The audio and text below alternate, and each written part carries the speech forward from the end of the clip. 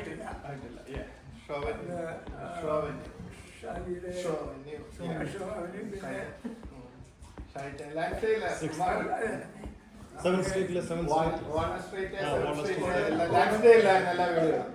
ഓരോന്നോരോന്നായി വീടുകളൊക്കെ ആയി അങ്ങനെ വളർന്ന് നമ്മൾ വലിയൊരു സമൂഹമായിട്ട് മാറിക്കഴിഞ്ഞു.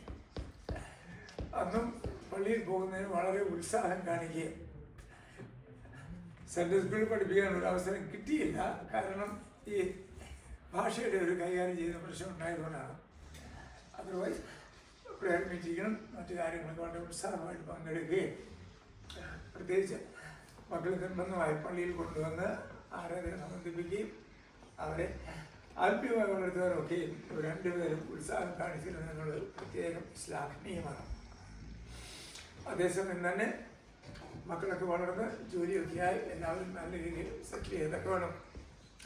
അവരുടെ പ്രാർത്ഥനയും അവരുടെ എല്ലാ കരുതലും കൂടെ ഉണ്ടായിരുന്നത് നമുക്ക് മറക്കാനൊക്കെയില്ല. ദൈവം എത്രയോ അത്ഭുതകരമായി ഇവരെ ഒരു നല്ല കുടുംബ നായകരായി വളർത്തി എന്നുള്ളതാണ് നമ്മുടെ ഏറ്റവും വലിയ സന്തോഷം. അതുകൊണ്ട് ശിഷ്ടായുസിലും ദൈവത്തിൻ്റെ എല്ലാ കൃപകളും എനിക്ക് ഞാൻ പ്രാർത്ഥിക്കുന്നു. അന്ന് മുതൽ കണ്ടിട്ടുള്ള എൽസിയുടെ അമ്മയൊക്കെ ആണെങ്കിലും അന്ന് മുതൽ ഉള്ള പരിചയക്കാർ അവർ എന്ത് പ്രാർത്ഥന ഞാൻ പേരെഴുതിയിട്ടിട്ടുണ്ട്, ഒരിക്കലും മറക്കത്തില്ല. എൽസി ആൻഡ് ഫാമിലി, എൽസി ഓർക്കുന്നു അറിഞ്ഞൂടാ. അപ്പോൾ ഇതുപോലെ ഒരു ആത്മബന്ധം ഈ വലിയ കൂട്ടുകുടുംബമായിട്ട് എനിക്കുണ്ടാക്കുന്നതാണ് ഒരു പ്രത്യേകത. ബർഗർ ഫീൽഡിൽ വരുന്ന ഫാമിലി ആണെങ്കിലും വില്ലേഴ്സ് വരുന്ന ഫാമിലി ആണെങ്കിലും വളരെ വലിയ അടുപ്പവും സ്നേഹവും ഒക്കെ അന്ന് കാണിച്ച് ഇന്നും ആ ഒരു സ്നേഹത്തിൽ തന്നെ നിലനിൽക്കുന്നു എന്നുള്ളതാണ് ഏറ്റവും വലിയ വസ്തുത. ഇപ്പോൾ അവർക്ക് വേണ്ടി നമ്മൾ പ്രാർത്ഥിച്ചു. അവരൊരിക്കൽ കൂടി എല്ലാ നന്മയും ലഭിക്കട്ടെ എന്ന് പ്രാർത്ഥിക്കുന്നു. നിങ്ങൾ ഓരോരുത്തരും മക്കളൊക്കെ ഓരോ വാക്ക് പറഞ്ഞാൽ നിങ്ങൾ റിഫ്ലക്ഷൻസ് പറയാൻ നന്നായിരുന്നു.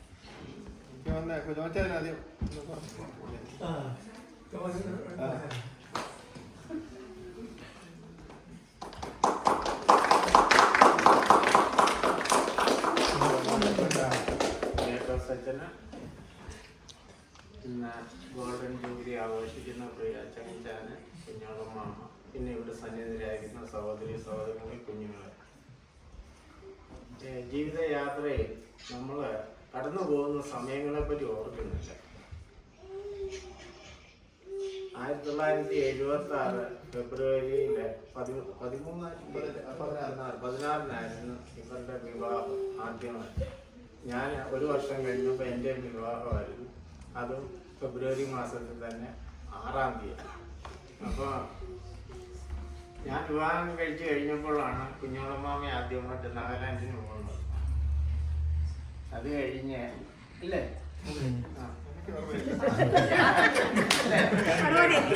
ഞാനില്ല. അവിടെ അമ്മ തന്നെ ഉള്ളു. അമ്മയെ നോക്കാൻ ആളില്ലാത്തതാണ്. ഇങ്ങനെ മാറി മാറി എൻ്റെ വൈഫും കുഞ്ഞോളം മാമി അവരെ മാറി മാറി അമ്മയെ ശുശ്രൂഷ ചെയ്യും. അമ്മ 1997 ദൈവസന്നിധിയിലേക്ക് കടന്നുപോയി. അതുവരെയും ഞങ്ങൾ ഒന്നിച്ച് ഇവരിവിടെ വരുന്നിടം വരെ, അമേരിക്ക വരുന്നിടം വരെ ഞങ്ങൾ ഒരു കൂട്ടുകുടുംബമായിട്ട് ഞങ്ങൾ ഒരിടത്ത് താമസിക്കുകയായിരുന്നു. ഇതിനുമൊക്കെയും വളർന്ന് കോളേജിൽ പോകുന്നിടം വരെ എൻ്റെ മക്കളും അവരും ഞങ്ങളെല്ലാവരും ഒരു വീട്ടിൽ ഒന്നിച്ച് താമസിച്ചു. അത് കഴിഞ്ഞാണ് ഇവിടേക്ക് അവർ പോരുന്നു. പിന്നെ ആ കുടുംബം ഇപ്പോഴും ഉണ്ട്. അപ്പോൾ ദൈവം നടത്തിയ വഴികളെ നമ്മൾ ഓർക്കുമ്പോൾ എത്ര അതിശയകരമായിട്ട് വഴി നടത്തി. ജീവിതത്തിൽ കഷ്ടതയും പ്രയാസവും രോഗവും ദുഃഖവും ഒക്കെ വരും. പക്ഷെ അതിലുപരിയായിട്ട് വേദപുസ്തകത്തിൽ പറയുന്ന പോലെ എൻ്റെ മുഖം മൃദുവും ലഘുവുമാകുന്നു. കാരണം നമുക്ക് താങ്ങാൻ വയ്യാത്തതിലധികം ഭാരം ദൈവം നമുക്ക് തരത്തില്ല. അങ്ങനെ നമ്മൾ എന്ത് ചെയ്യുമെന്ന് നമ്മളോട് തന്നെ ചോദിച്ച് ആശ്രയമില്ലാതെ നിൽക്കുന്നുണ്ട്.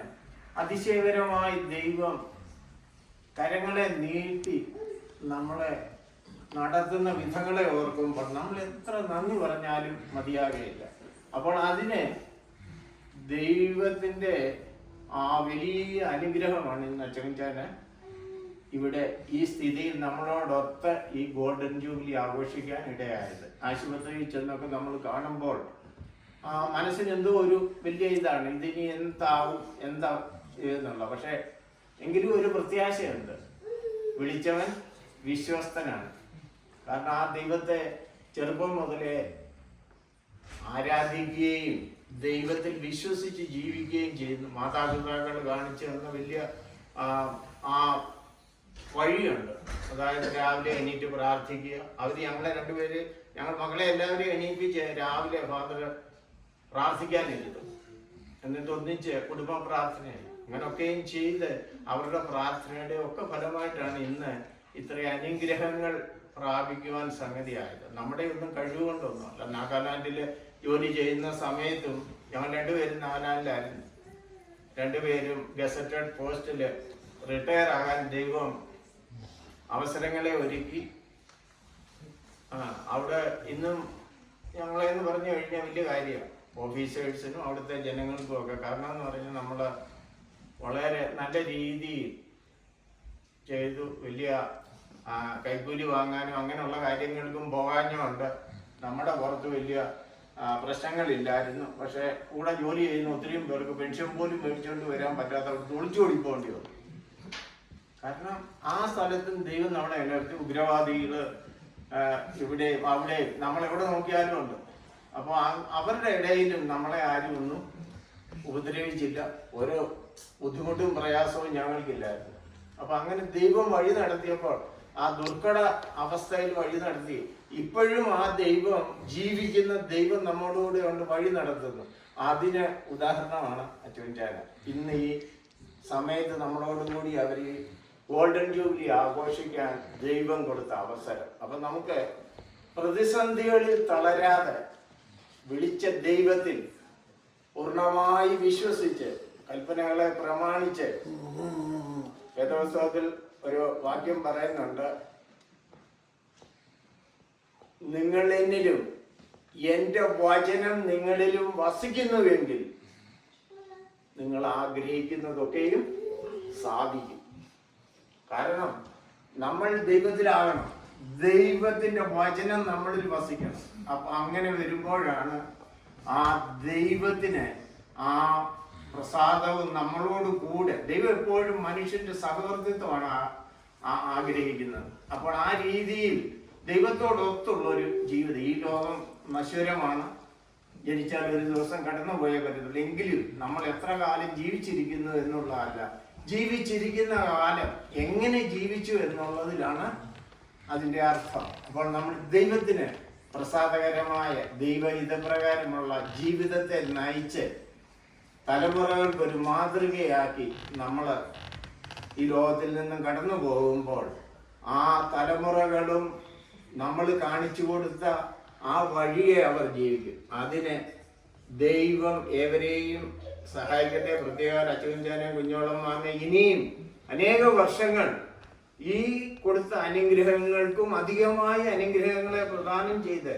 സൗഖ്യവും സമാധാനവും ആരോഗ്യവും കൊടുക്കട്ടെ എന്ന് പ്രാർത്ഥിച്ചുകൊണ്ട് ഞാൻ എൻ്റെ വാക്കുകളെ ചുരുക്കുന്നു. നന്ദി.